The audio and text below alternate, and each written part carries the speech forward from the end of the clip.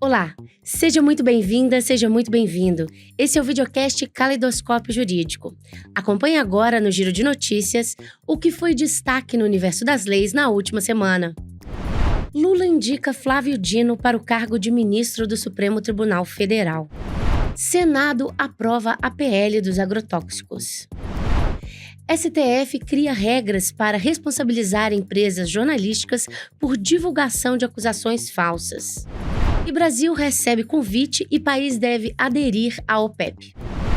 O presidente Luiz Inácio Lula da Silva confirmou a indicação de Flávio Dino para o Supremo Tribunal Federal.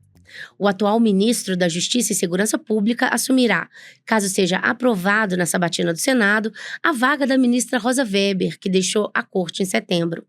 Dino foi juiz federal por 12 anos, quando presidiu a Associação Nacional de Juízes Federais, a AJUF. Abandonou a carreira no judiciário para se filiar ao PCdoB e disputar a vaga na Câmara dos Deputados. Cumpriu um mandato de deputado federal, foi presidente da Embratur entre 2011 e 2014, quando deixou o cargo para disputar a eleição de governador do Maranhão. Foi eleito governador em 2014 e comandou o estado até 22. Deixou o PCdoB e se filiou ao PSB. Em 2022 foi eleito senador pelo Maranhão, se licenciou da função para assumir o Ministério da Justiça e Segurança Pública do governo Lula. Conosco, o nosso colega Valber Agra. Agra, o que você achou da escolha do presidente Lula? Olha, é uma escolha bastante relevante. Por quê? Não é qualquer um que passa para um dos concursos mais difíceis do Brasil, que é um concurso de juiz federal, que mostra o seu cabedal. É alguém que deixa a magistratura sem nenhum escândalo, sem nenhuma mácula, vai exercer postos no executivo e depois no legislativo. Então ele tem uma noção dos três poderes. É mestre em Direito pela Faculdade de Direito do Recife, então é alguém que tem um notório saber jurídico, atestado, comprovado, é alguém que tem posições políticas, gostem ou não, bastante decididas, porque a grande questão, quando nos Estados Unidos, a Suprema Corte, os democratas, os republicanos, indica alguém talhado para isso. A grande dificuldade no Brasil é quando você indica alguém, por exemplo, que represente as forças mais ao centro, mais conservadores ou mais à esquerda, e essas pessoas não cumprem isso. Porque a legitimidade da Suprema Corte não é uma legitimidade de per se, apenas dela, mas é uma legitimidade também das forças políticas, que aquelas indicações reflitam as forças políticas que estão no poder naquele determinado contexto histórico.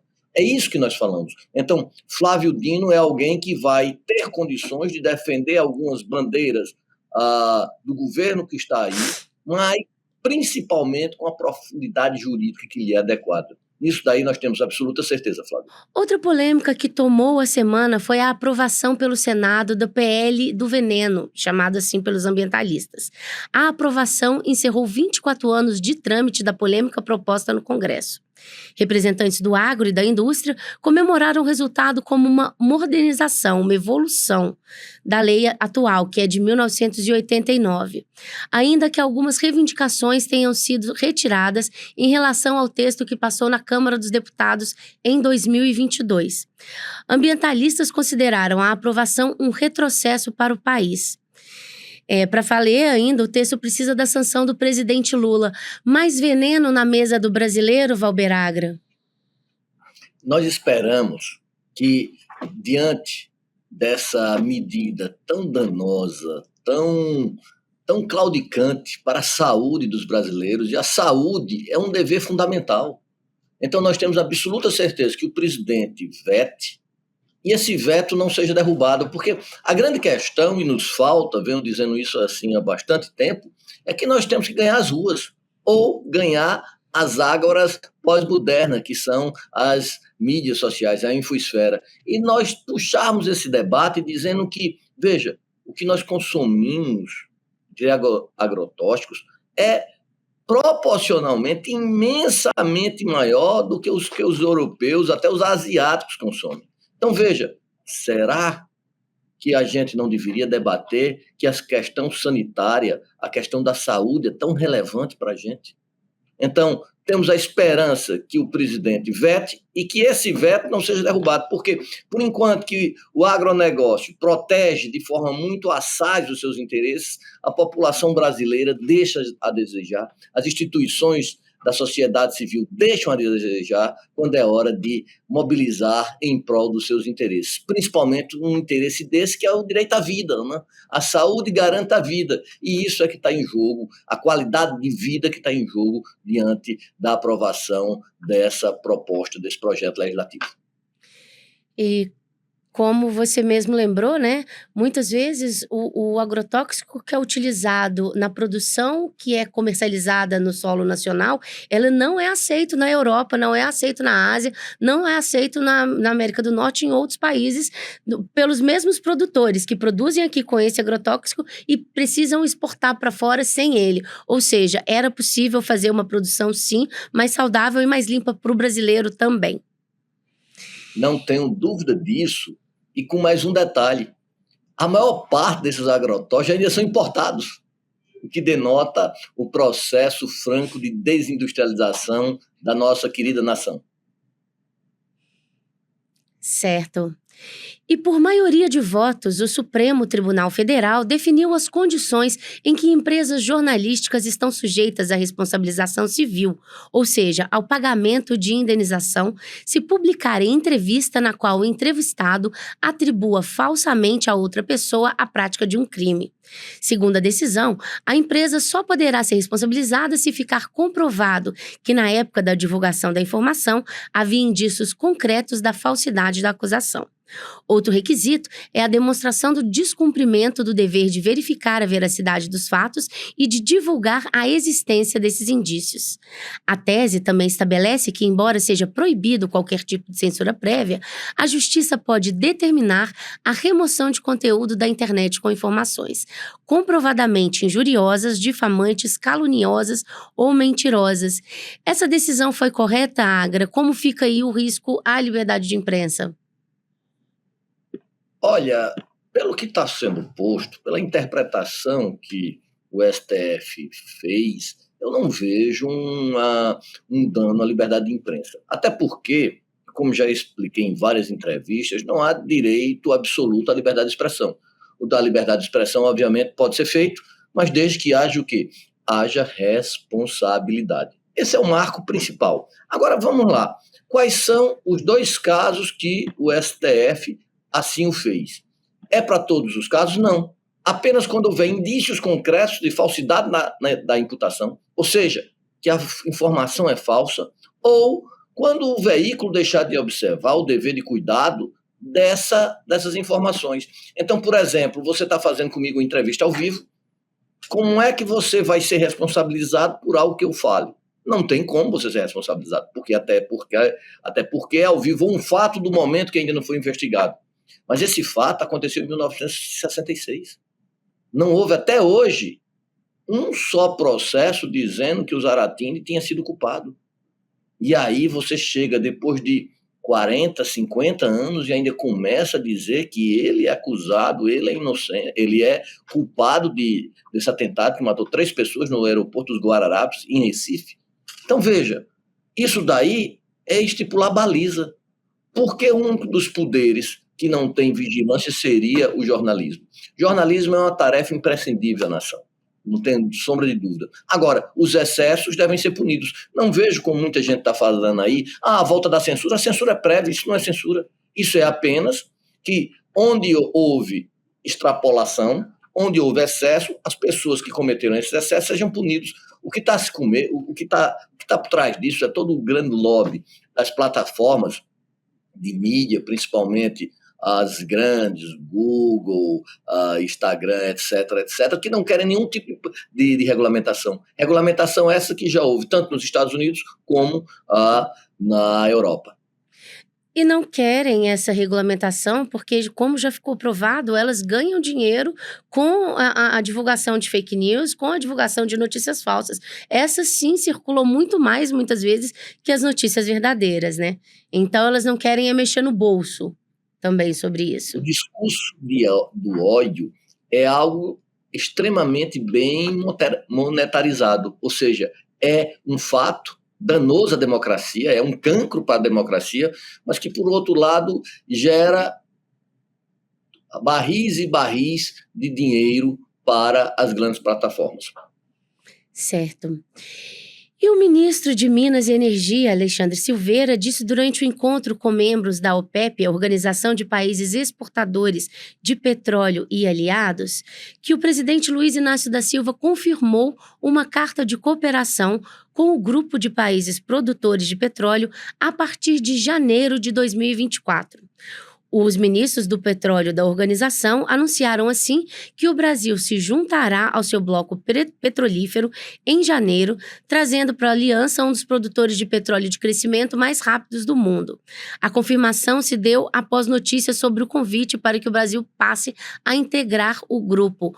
O que significa isso para o Brasil, Valber Agra? Olha, todos os organismos internacionais onde nós possamos participar e possamos participar de maneira altaneira, soberana, de forma a garantir nossos interesses, é muito interessante. E a OPEP+, é um deles. Nós estamos exportando uma commodity, que é o petróleo. Antes, há poucos anos atrás, nós éramos importadores, hoje já estamos sendo exportadores, com em torno de 500 mil barris ao dia, e por que não alçar patamares maiores para que esse preço do petróleo possa ser exportado a preços justos. A grande questão aí, a grande celeuma, é que nós não deveríamos estar exportando petróleo bruto, nós deveríamos estar exportando já o petróleo depois de refinado, o diesel, a gasolina, mas veja que triste, nós não temos condições de prover o consumo interno, nós importamos ainda gasolina, diesel, querosene de avião. Imagine exportar isso. Por quê? Porque isso faria com que nossas reservas internacionais e nossas transações correntes fossem muito mais confortáveis do que são hoje. Inclusive, nas transações correntes, nós temos déficits que são déficits anuais e crescentes, infelizmente. Certo, muito obrigada, Valber Agra. E aí, você tem alguma dúvida ou comentário sobre o universo jurídico? Envie sugestão para o nosso programa através dos canais do CL nas redes sociais e nas principais plataformas de áudio. A partir de agora, você acompanha a entrevista com o professor desembargador do TRF3 e doutor em Direito José Carlos Francisco.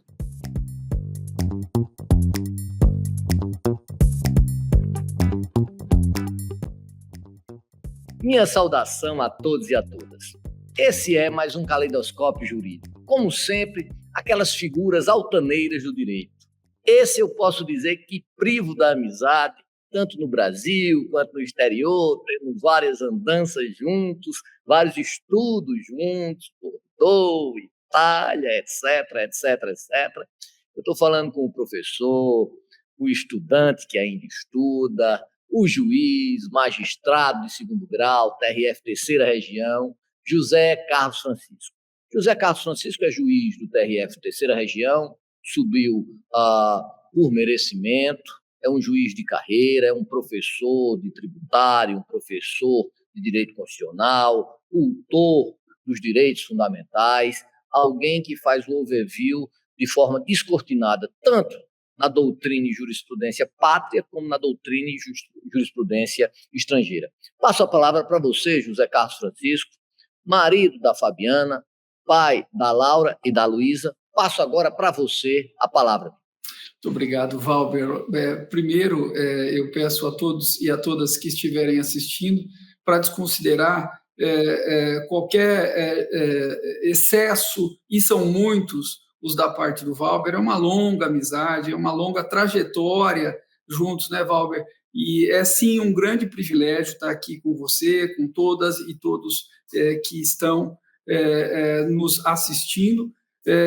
Dou um saudoso abraço também na sua família querida. Fabiana está aqui do lado também te mandando um abraço, e as crianças estão esparramadas pela casa. Estou à sua disposição, é um privilégio. Vou começar com minha primeira provocação. O saber jurídico é burulante. a pesquisa ela sempre se recicla, é diferente daquela questão que você faz e diz o mesmo todas as vezes. Eu posso dizer que a segunda instância da Justiça Federal, eu estou enxugando gelo, haja vista nós temos 4 instâncias e uma demanda excessiva de processo. Você é um professor ou um enxugador de gelo? Talvez os dois, mas talvez, né, como a palavra inclusive sugere, né, o que tira os embargos, o que tira o enrosco, né, vamos separar das 4, Valber, que você apontou, 2 para cada lado. A primeira instância e a segunda são de jurisdição ordinária, né? As 2 outras, STJ e STF, são de instâncias extremas. Então, o nosso trabalho, em primeiro e segundo grau, é de fato resolver lides. A nossa construção é da solução do caso concreto. Nas 2 outras partes, STJ e STF, claro, tirando, evidente, as outras jurisdições que o Supremo tem, como ação originária, etc., mas eles 2 saneiam o sistema normativo, claro, o STJ pela legalidade, o STF pela constitucionalidade, e tem um papel mais construtivo do resultado abstrato dos problemas. Então, são, sobretudo pelo sistema de precedentes, mas também pelas ações de controle concentrado de constitucionalidade, 2 papéis normativos, né? Enquanto a primeira instância e a segunda, que eu componho, resolvem os problemas concretos.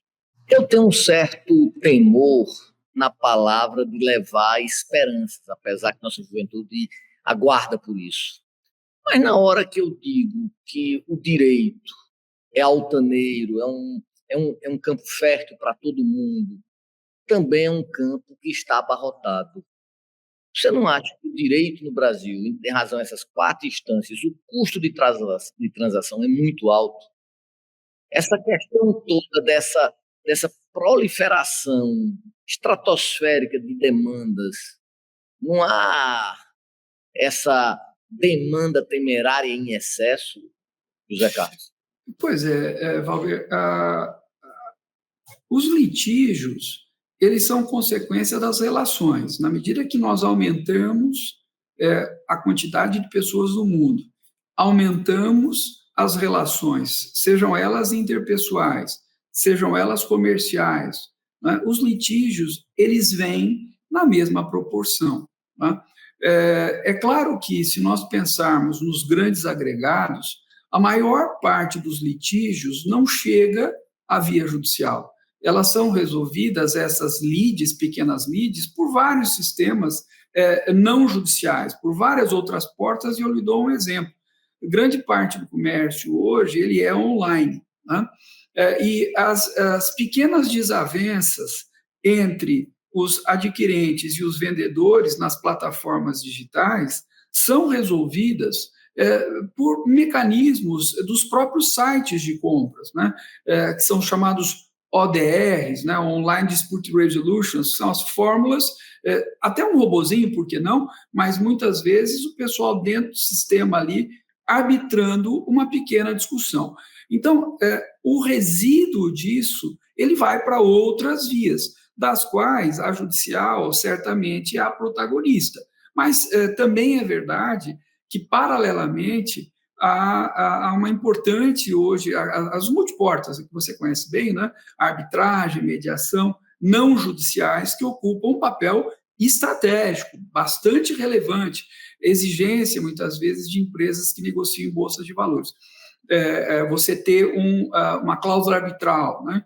Então, quando a gente olha, né, na grandeza, claro, a jurimetria da justiça em números nos traz 30 milhões de novas ações por ano na via judicial.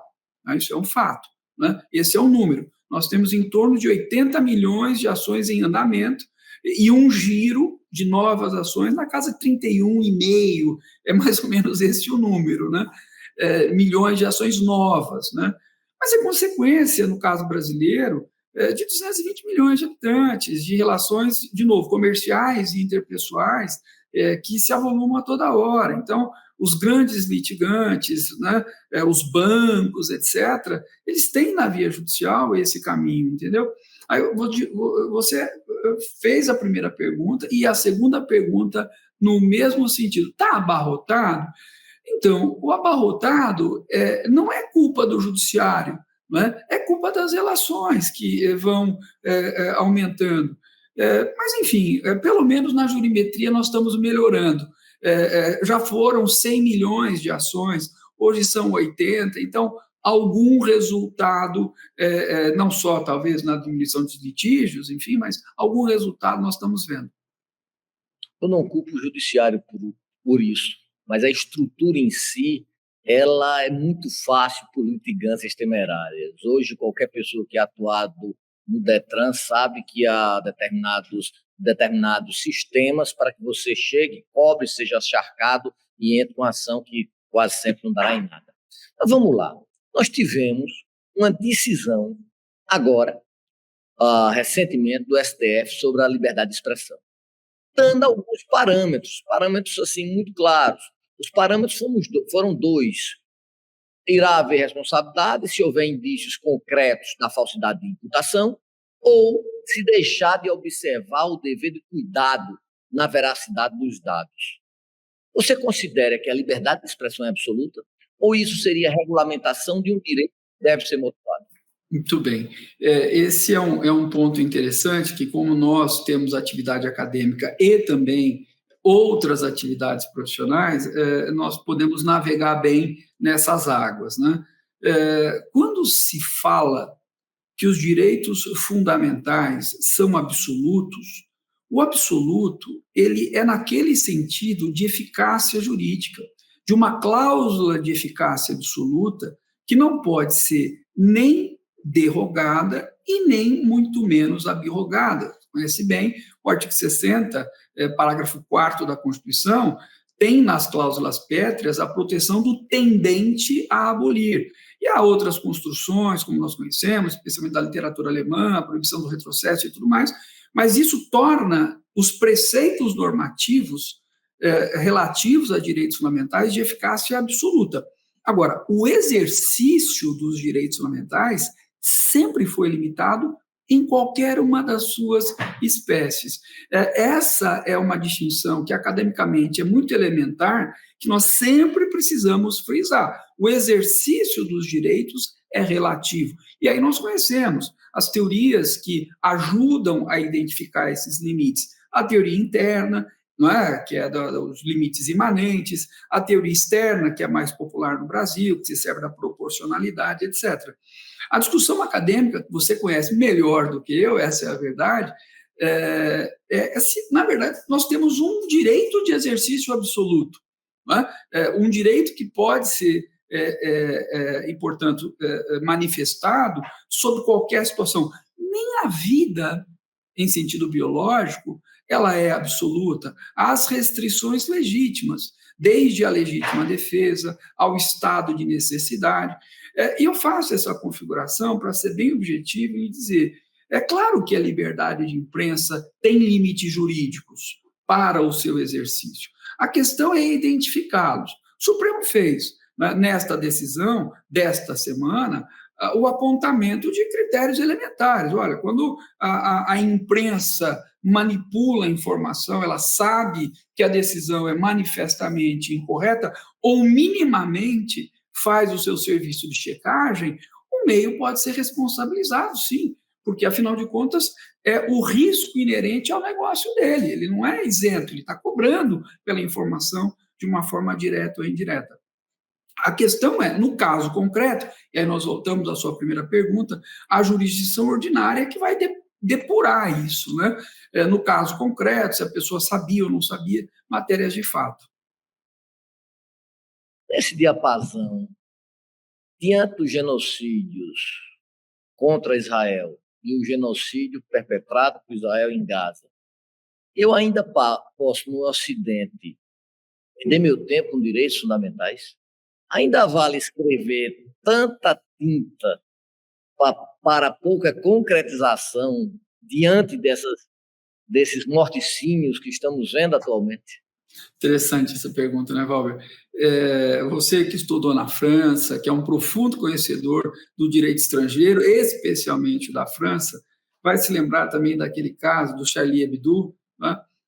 Quando os islâmicos muçulmanos agredidos pelo jornal invadiram o jornal e mataram jornalistas. Desde aquele tempo, eu trabalho com esse assunto em sala de aula, fazendo um esforço para que as duas partes sejam muito delineadas e objetivamente separadas. De um lado, agora falando da questão de Gaza, né, de um lado é evidente que foi, enfim, uma desumanidade o que o Hamas fez no show, né, e logo isso é absolutamente inaceitável e, por conta disso, era correta uma reação do governo de Israel.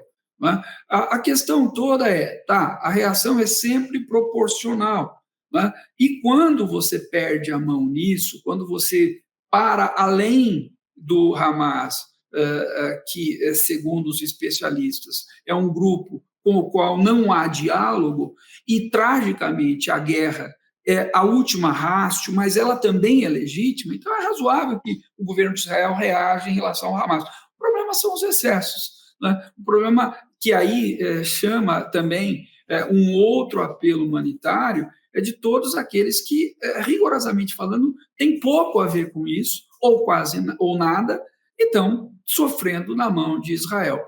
Agora, esse é um momento que nós também buscamos as palavras sempre, né, recorrentes do Bobbio, da Norberto Bobbio, no seu livro sobre direitos humanos. A marcha histórica dos direitos humanos ela é sempre feita de avanços e retrocessos. Assistindo a essa tragédia dos dois lados, essa é a grande verdade, dá a sensação que nós estamos num momento de retrocesso. Mas eu sou otimista, né? Eu acho que a própria divulgação, o próprio debate hoje, literalmente em tempo real, nos coloca numa posição diferente em relação ao passado. Para não me alongar, houve tragédias anteriores a isso, desde a Rússia, né? A própria Alemanha nazista, que foram até mais clamorosas e nós demoramos algumas décadas para descobrir. Hoje nós descobrimos em tempo real e os mecanismos de controle, felizmente, parecem um pouco mais eficazes. A era dos direitos de Bob, ao que você se referiu, vale a pena ler a Era dos Direitos ainda? Ou é melhor ler a Chapeuzinho Vermelho e Cuca? Por que eu estou lhe dizendo isso? Porque, veja, num mundo onde aumenta as desigualdades, num mundo onde é precarizado tudo, inclusive o gozo hedonista, num mundo onde as desigualdades aumentam, é a Era dos Direitos alguma coisa ou é uma peça de museu? Você tem ele no seu museu, na sua vasta biblioteca? Eu tenho na minha vasta biblioteca uma parte aqui nas minhas costas e outra ali em cima quase caindo. Valber, eu entendo perfeitamente o teu papel de âncora desse caleidoscópio e fazendo essas perguntas, mas não é uma resposta protocolar, né, porque você me faz a pergunta certa para que eu afirme que é o nosso papel, né? É o papel da sensatez, o papel da ponderação, o papel do equilíbrio, tentar resgatar um pouco isso. Eu tenho até brincado que eu sou hoje um radical, né? Porque eu tenho formação moderada, e isso hoje parece alguma coisa extremamente agressiva, né? Ser radical é o que, né? Ser radical é a regra, tanto para o lado de cá quanto para o lado de lá, mas rigorosamente falando, parece que o moderado perde o seu espaço. Mas não, nós vamos passar por isso. Vamos entrar em outras, faz parte do processo, mas vale a pena ler o Bobbio, a consistência do Bobbio, é um ícone da nossa cultura e tem um viés positivista que você sabe que me agrada um bocado. Como grande intelectual que você é, vamos sair dos direitos fundamentais e vamos para o tributário. que você também é professor. A reforma tributária está trocando 6 por meia dúzia. A reforma tributária, ela deixa tudo para as leis infraconstitucionais. A reforma tributária, ela é alvissareira ou não? Havia uma discussão antiga, e eu participei dessa discussão, por incrível que possa parecer. Eu estou na magistratura há 28 anos, né? E eu participei na época que eu era consultor de impostos, antes da magistratura, de projetos de reforma tributária, aliás, curioso, então conduzido pelo senador Fernando Henrique Cardoso. Eu auxiliava um tributarista muito querido chamado Luciano da Silva Amaro, com quem, aliás, eu trabalhava à época. Desde lá, falava-se, nos começos dos anos 90, falava-se da incoerência em impostos de circulação de competência estadual, né, que é o caso do ICMS, basicamente. E depois ficou muito claro, naquele tempo também, a semelhança, para não dizer identidade, entre tributos como PIS, COFINS, etc., que tinham, e tem até hoje, uma base de cálculo, se não idêntica, muito parecida. Então, o sistema ele ficava muito confuso, né? E caro, porque isso tem um custo, e ele precisava de uma arrumação. E a arrumação era, desde lá de trás, o IVA, né? O Imposto ao Valor Agregado, que é aí a pedra fundamental dessa reforma. Então, há 30 anos, nós falamos que isso era necessário, temos dito que isso era necessário, né? Evidente que isso mexe com federalismo, é evidente que isso implica em mudar potencialmente orçamentos de estados, porque perdem competência de ICMS, o município perde competência de ISS, isso tem impacto na própria lógica do federalismo como sistema vertical de separação de poderes. Então, sempre foi um negócio muito delicado. Mas essas fórmulas de repartição de receita que constam da emenda ou do projeto de emenda procuram equilibrar, foram negociados, etc. Agora, vem a pergunta, ficou muita coisa para a lei complementar ou para a legislação infraconstitucional? Pois é o papel desses atos infraconstitucionais detalhar, né, e dar um perfil mais nítido para a reforma. O muito ou pouco, a bem da verdade, nós só vamos saber mais para o futuro. Mas não via e não vejo uma fórmula diferente da que está sendo aplicada. Claro, a contragosto, talvez muitas exceções, né? Muita gente ainda tentando manter o seu benefício, né? Então, no ICMS, agora no IVA e tal, enfim, no IPI, naturalmente, né? Mas como? Exigir o quê? Que o constituinte, numa emenda constitucional, fosse analítico ao ponto de chegar a esse nível de especificidade? Isso a gente sabe, né, Valber, que é difícil. Desde o começo dos anos 90, esse assunto eu tenho estudado mesmo, para valer. Quanto mais abstrato e importante o ato normativo, mais ele recorre a lugares comuns que nós conhecemos como conceitos jurídicos indeterminados e princípios. Porque, na velocidade da sociedade contemporânea, o Constituinte ele não tem como legislar sobre conjuntura, ele legisla sobre a estrutura, ele normatiza a estrutura.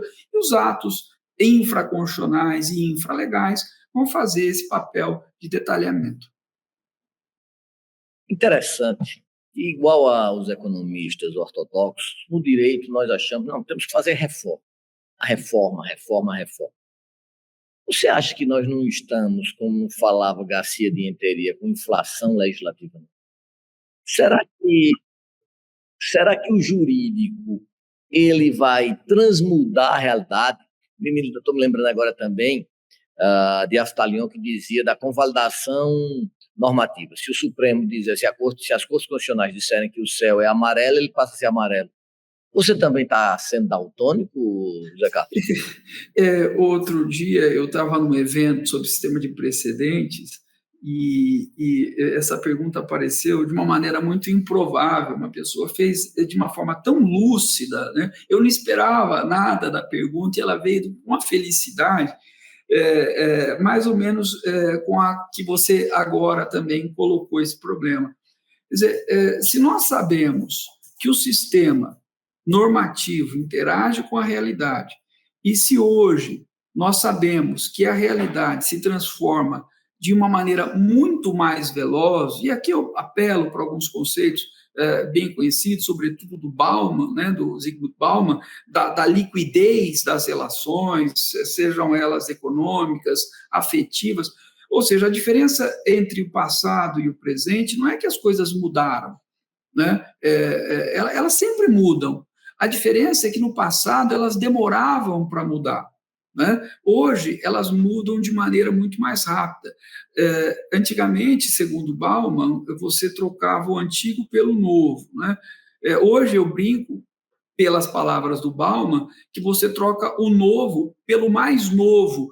E esse mais novo já se propõe a ser temporário, porque ele sabe que ele vai logo ser alterado. Esse é um fato da nossa realidade. Então, como esperar que o ordenamento jurídico seja capaz de interagir de forma eficaz com essa realidade dinâmica? E como, afinal, esperar que o judiciário, pelos seus sistemas de teses, etc., no sistema de precedentes, cubra todos esses buracos? É um paradoxo tal qual o da inflação legislativa. Nós temos muitas normas, mas ainda assim elas são insuficientes. Quer dizer, como você pode ter muita norma e ser insuficiente? Bom, é simplesmente porque nós não alcançamos a velocidade das transformações. Houve um evento em Davos, desses, né, que são conhecidos, né, de economia, e eu lembro de ter lido uma matéria há mais ou menos uns 10 anos atrás, dos economistas nesses encontros, discutindo a incapacidade do Estado em responder a tempo essas transformações. Isso também acontece com o direito. Aí você fala, então, o que a gente vai fazer? Abandonar, jogar a toalha? Não, vamos continuar navegando, fazendo o possível, né? Essa é a verdade. A última provocação, antes do nosso bate-bola. Kant falava do número, que é a essência do objeto que a gente nunca pode chegar. Será que precedente é um número para o juiz de primeira instância? Será que eles podem pegar essa essência? Ou é impossível que eles obedeçam o precedente? O que você acha isso? Isso é uma questão jurídica ou uma questão psicanalítica? Poxa vida, essa da psicanalítica também, provavelmente, né? Afinal de contas, são 18 mil juízes, num universo pluralista, a gente vai ter de tudo, inclusive os doidinhos como eu, né? Mas, veja, o sistema de precedentes, ele é normativo, ele tem um resultante normativo, ele produz, né, conteúdo normativo, direito judicial, isso não há dúvida. A discussão que nós temos hoje em relação a isso é onde ele está, em que parte do julgamento ele está, né? Se ele está na fundamentação, nas razões determinantes, se ele está na tese formulada, né? Eu, particularmente, tenho uma visão como um amálgama, é a controvérsia estabelecida, a ratio decidendi e a tese. Mas até hoje, isso é importante dizer, nós temos feito muitos cursos, inclusive, com convidados especialistas do assunto, lá na Escola da Magistratura, terceira região e tudo mais, eu participei também de cursos na Infam a esse respeito. Nós não temos uma posição conclusiva sobre o que, afinal, vincula. Com certeza, a tese ela não pode ser interpretada como se interpreta um texto normativo. A diferença básica é no texto normativo, né, do legislador, nós não nos preocupamos com a mens legislatoris, só com a mens legis. Quando se trata de uma tese, a ratio decidendi e a fundamentação é essencial para isso, né? Aí vem a pergunta, afinal, né, respondendo a sua pergunta agora, preparando o terreno, chegando à resposta, O judiciário ele vai e continuará seguindo o sistema de precedentes? Sim, Valber, sim. Esse é um testemunho que eu dou no segundo grau. Né? Volta para a gente. Nós temos muitas retratações que um descuidado julgamento em segundo grau implica num recurso especial extraordinário que sequer passa da vice-presidência do nosso tribunal, que já devolve para retratação. E se escapar, bate no STJ e no STF e eles devolvem para retratação. Então, sim, o sistema de precedentes, por mais difícil e complicado que seja, né, por mais incompleto que esteja, ele veio para ficar e nós vamos segui-lo cada vez mais.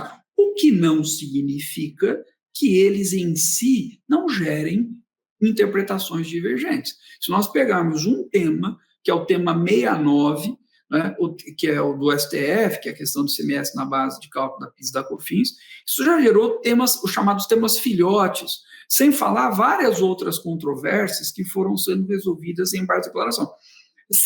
A disposição em seguir o precedente é maior do que a dificuldade, a disposição de seguir o precedente é maior, né? Só não é maior do que a dificuldade em identificar, afinal, o que obriga. Mas é isso para não me alongar. Eu vou fazer agora um bate-bola, mas serão perguntas concisas para respostas objetivas. Sou capaz disso. Se para entrar no paraíso tivesse que escolher uma profissão, seria juiz ou de professor? Professor. Você sente saudade da época que você era juiz de primeira instância? Eu tinha uma vida mais tranquila. A advocacia, com seus estresses, te deixa saudade? Não, eu gosto do que eu faço. Uma mulher ou um homem que tem que estudar muito, ele se torna ou ela se torna incompatível a uma vida a dois? De forma alguma. Melhora. A possibilidade entre a intelectualidade e o amor? São perfeitamente compatíveis, depende do parceiro. Você sabe bem disso. Amigo, eu fico muito agradecido por essa conversa, pena que é bastante curta. O Caleidoscópio Jurídico, o ICL, se sente muito regozijante com sua presença e gostaríamos que você pudesse dar as suas depreensões finais aos nossos ouvintes e às ouvintes. Primeiro eu quero de novo agradecer a generosidade. O Valber é um grande amigo, sempre foi, tem sido, né, nos últimos 20 e tantos anos que nós nos conhecemos, portanto é uma longa trajetória. Obrigado, é um privilégio sempre estar com você. E a quem nos assiste, eu desejo muita saúde, enfim, muito sucesso, e esperando nos ver numa outra e mais vezes. Outras e mais vezes. Estou com saudade de você aqui em Recife. Um abraço a vocês, a todos e a todas, e até um próximo Caleidoscópio Jurídico. Muito obrigado. O videocast Caleidoscópio Jurídico se encerra aqui. O próximo episódio vai ao ar terça-feira, às 8h15 da noite no YouTube, por onde você acompanha toda a programação do ICL. Você também pode acompanhar o videocast quando quiser nas principais plataformas de áudio.